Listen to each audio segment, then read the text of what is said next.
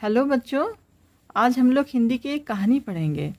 इस कहानी का नाम है चार्ल्स डार्विन।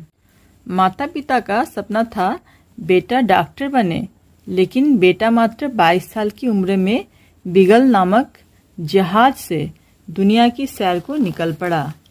5 साल तक जहाज में टिका रहा। जहाँ जहाँ जहाज से उतरा वहाँ के जीव जंतुओं, पेड़ पौधों, पत्थरों, चट्टानों, कीट पतंगों आदि को जांचता परखता रहा और दुनिया को एक क्रांतिकारी सिद्धांत दिया जिसका नाम है विकासवाद।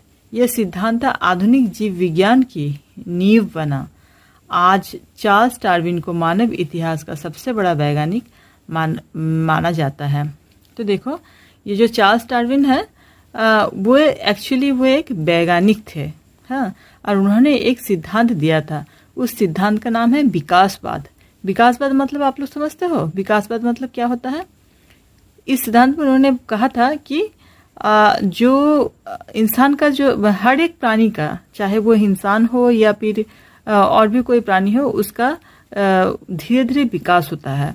मतलब एक जेनरेशन से दूसरे जो जेनरेशन है वो जेनरेशन में कुछ चेंजेस होता है और वो चेंजेस अच्छा चेंजेस होता है।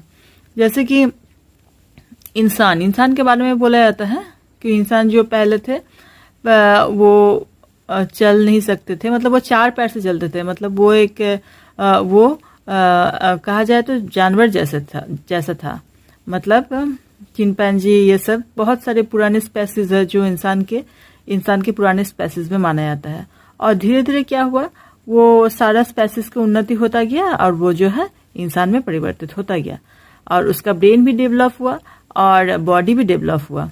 तो ये जो डेवलपमेंट है, मतलब जो क्रमागत जो उन्नति है, जो विकास है, यही सिद्धांत उन्होंने बताया था कि क्रमागत क्या है, सब में विकास होता रहता है। तो उन्होंने ये जो विकासवाद का सिद्धांत है, मतलब हर एक चीज में जो उन्नति जो होता रहता है, इस उन्नति को उन्होंने कैसे प्रूव किया था? तो वो पूरे विश्व ब्रह्मांड को घूमे और घूमकर हर एक जगह में कीट पतंग ये सब को खाली वो जुगाड़ करते रहे और उनको लेकर स्टडी करते रहे। तो ये स्टडी करते करते वो इस सिद्धांत पर पहुंचे कि हर एक चीज में जो है विकास होता रहता है। तो इसे ही विकासवाद का सिद्धांत कहा जाता है। ठीक है। साथ में वो उन्होंने ये भी कहा था कि जो मतलब ज्यादा, मान लो कि किसी जगह पर बहुत सारे प्राणी है, तो उनमें से जो सबसे शक्तिशाली है वही जिंदा रहता है और बाकी सब मर जाता है, और वो जो जिंदा रहता है उसी का धीरे धीरे विकास होता है। जैसे उन्होंने ये भी बताया था कि मान लो कि किसी जगह पर बहुत सारे चने हम लोग फेंक देते हैं, तो आप देखेंगे कि थोड़ी देर बाद उस जगह से पेड़ उगाता है, चने का पेड़ उगाता है थोड़ी दिन के बाद। तो कुछ पेड़ जो होता है वो हट्टे कट्टे होते हैं और कुछ बहुत ही कमजोर होते हैं। तो जो कमजोर पेड़ होते हैं वो धीरे धीरे मुरझा जाते हैं और उनकी मौत हो जाती है, और जो अच्छे ये होते हैं पेड़ होते हैं उन्हीं का विकास होता है। तो ये भी एक तरह से विकासवाद के सिद्धांत के अंदर में ही आता है। ठीक है, तो चलो अब हम लोग कहानी को पढ़ते हैं।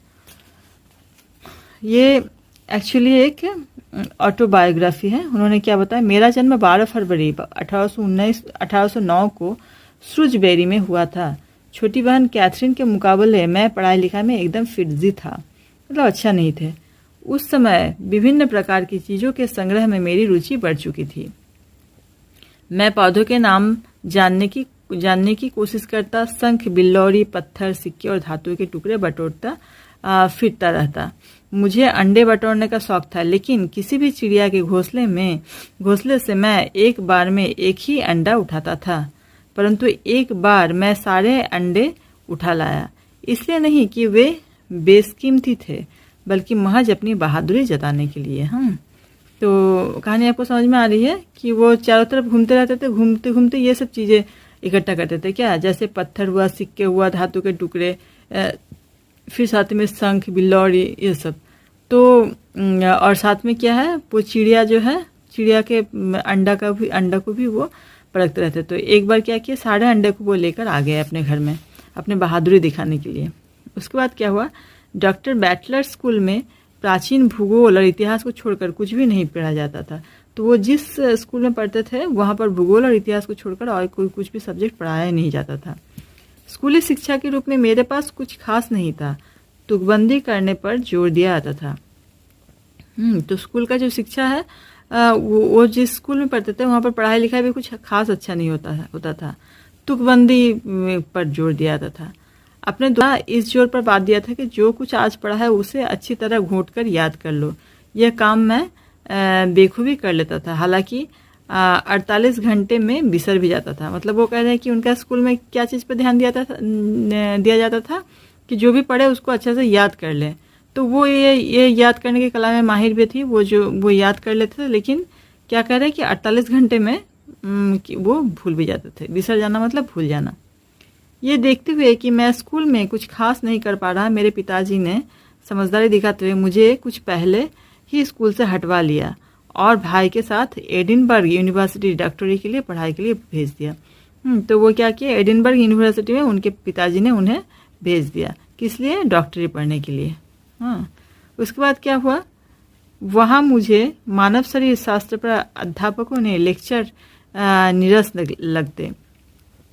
तो वो जिस यूनिवर्सिटी में गया है वहाँ पर क्या है, मानव शरीर शास्त्र पर हाँ अध्यापक जो लेक्चर देते थे, जो टीचर्स जो लेक्चर देते थे उनके ऊपर उनको कोई इंटरेस्ट ही नहीं लगता था। लाख कोशिश के बावजूद मैं चीर फाड़ की कला में सीख नहीं पाया। चीर फाड़ की कला मतलब ऑपरेशन जो सिखाया जाता था वो उन्हें अच्छा ही नहीं लगा। गर्मियों की छुट्टी में निशानेबाजी करने में मुझे बहुत विशेष आनंद आने लगा। तो निशानाबाजी मतलब वो जो निशाना लगाता ना गुल्ले से या फिर तीर धनुष से, जो भी हो निशाने लगाने में या फिर बंदूक से, तो वो निशाना लगाने में उसे बहुत मज़ा आता था। ये एक जुनून बन गया था, जुनून मतलब पैशन। उन्हें बहुत अच्छा लगता था। फिर देखो, पिताजी को बहनों ने बता दिया कि मैं फिजिशियन बनने का विचार पसंद नहीं करता। तो उनके बहनों ने उनके बता दिया पिताजी को कि वो फिजिशियन मतलब जो स्टडी करते हैं शरीर को लेकर, वो बनना नहीं चाहते। उन्होंने मुझसे कहा कि मैं पादरी बन जाऊं तो बेहतर होगा। पादरी मतलब समझते हो, है उसे चर्च में रहता है, आप लोग सुने हो क्रिश्चियन लोग चर्च में रहता है पादरी, वो बन जाए। हाँ, उसके बाद क्या हुआ, निठल्ला शिकारी बनने से तो अच्छा था, पादरी बनने का विचार तब दम तोड़ गया जब मैंने प्रकृतिवादी के रूप में बिगल में काम करना शुरू कर दिया। तो तब वो सोचे थे चलो ठीक है पादरी ही बन जाएंगे, लेकिन अचानक से क्या हुआ, प्रकृतिवादी के रूप में बिगल में उन्हें काम करने का मौका मिल गया। तो बच्चों, जैसे ही उन्हें बिगल में काम करने का मौका मिल गया, यहाँ से उनके जीवन की दूसरी शुरुआत हुई, और यह तो आप कह सकते हैं कि उनकी सफलता शुरू हो गया। तो ये आगे की कहानी हम लोग फिर नेक्स्ट वीडियो में पढ़ेंगे। ठीक है students, so bye bye for now and thank you very much for watching the video.